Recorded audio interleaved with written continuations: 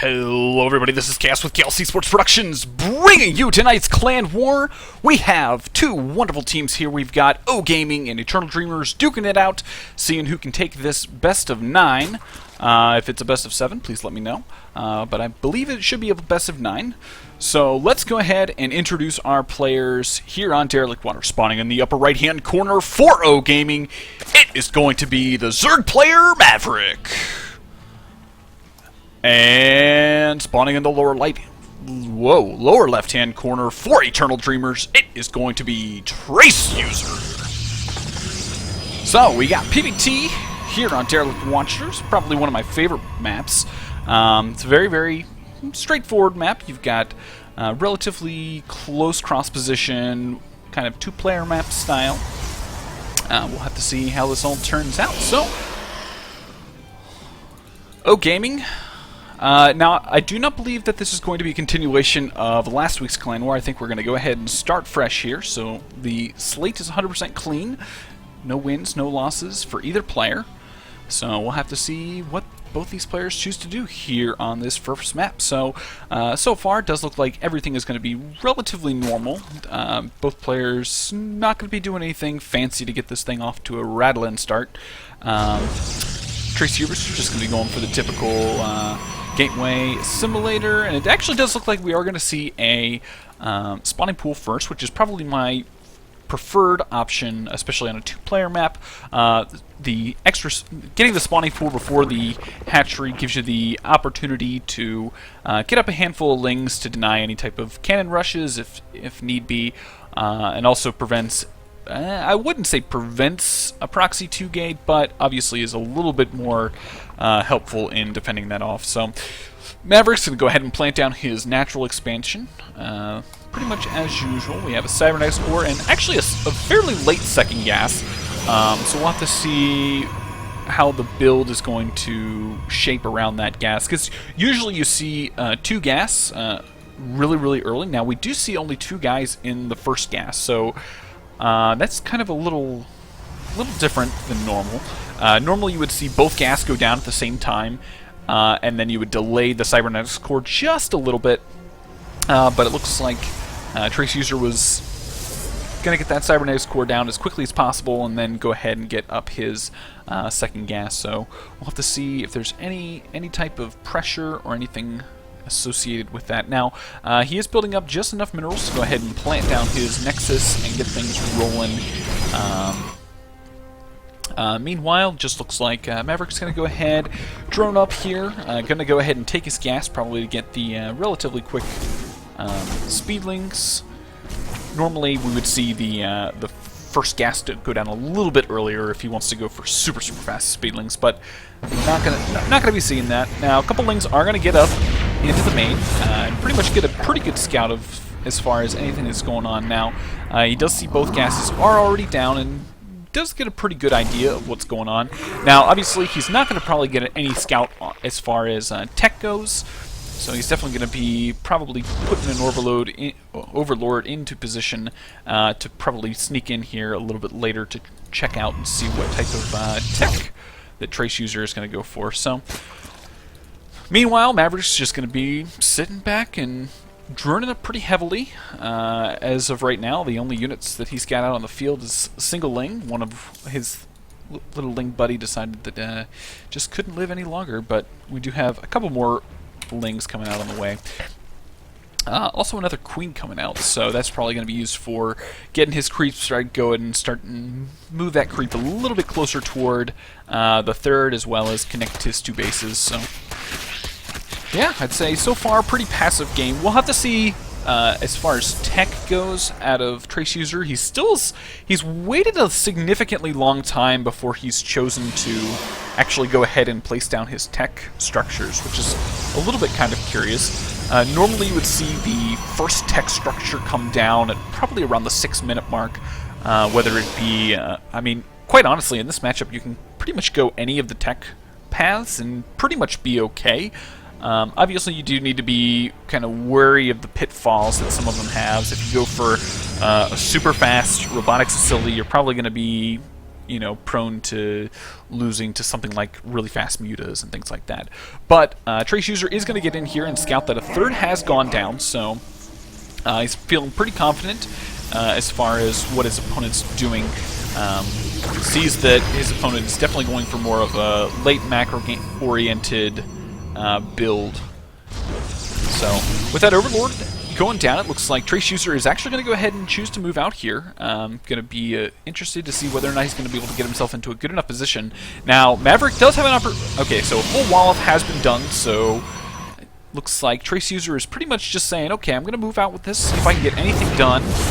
Meanwhile, we do have 7 roaches on the way for Maverick, so he should have enough, I would think, to hold this off. But we'll have to see how this defense goes against this small little hit squad coming out from Trace User. Now, he actually is going to get into a pretty decent position. He actually could potentially force field this ramp. Obviously, it's a very, very big force field, so he's going to move in on this third and actually... I don't know. I think he's going to have enough time to get this third down. It's pretty much everything was choosing not to engage. Some pretty decent force fields, pretty much eliminating much of the units of Maverick to do anything. The Zealots are going to be able to get into a decent enough position. He really needs to focus down this hatchery if he wants to really get anything accomplished. And with the hatchery still up, I'd say that Trace User is actually in a very, very bad position.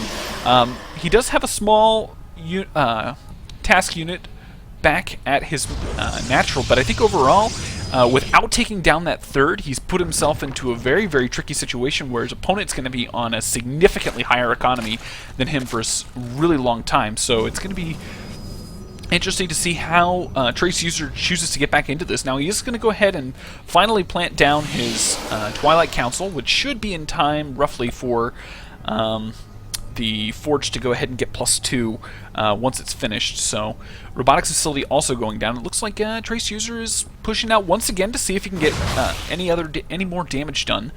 So, he's going to go ahead and send out a Hallucinated Phoenix to go ahead and check to see what's up. Meanwhile, he is going to go ahead and push in on this third to see if he can get any more damage done. Now, obviously, with the hatchery only being at half health, he should be able to pick it off this time, I would think. He does have enough units. His opponent's been skimping actually pretty heavily on units. I mean, if we look at the unit count, he's only got those 7 roaches and a couple lings.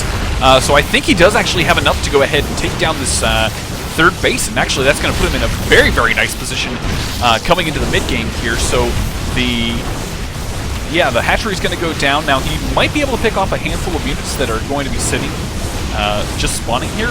Actually, a couple Hydralisks, which is kind of nice. Now, obviously, him sitting here pecking at these cocoons really isn't going to do a whole lot of damage until the actual units pop.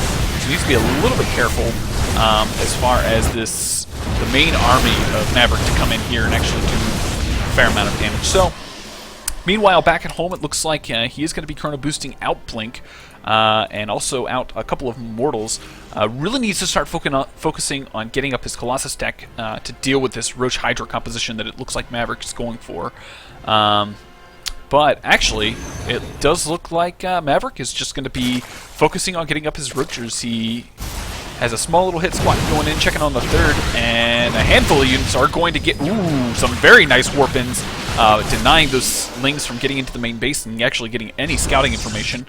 If we take a look at the vision of Maverick, he does obviously see the third base is up and it is more or less being saturated as we speak.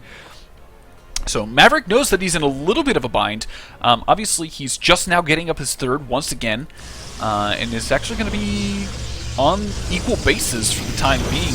Obviously, as a Zerg player, you want to be at least 1 base ahead of your opponent, especially at this point in the game, and probably start to think about taking your 5th base. So he's definitely going to have to start to stretch himself a little bit thin as far as unit count. So some very nice scouting patterns coming out of Trace User. He's going to go ahead and check both bases.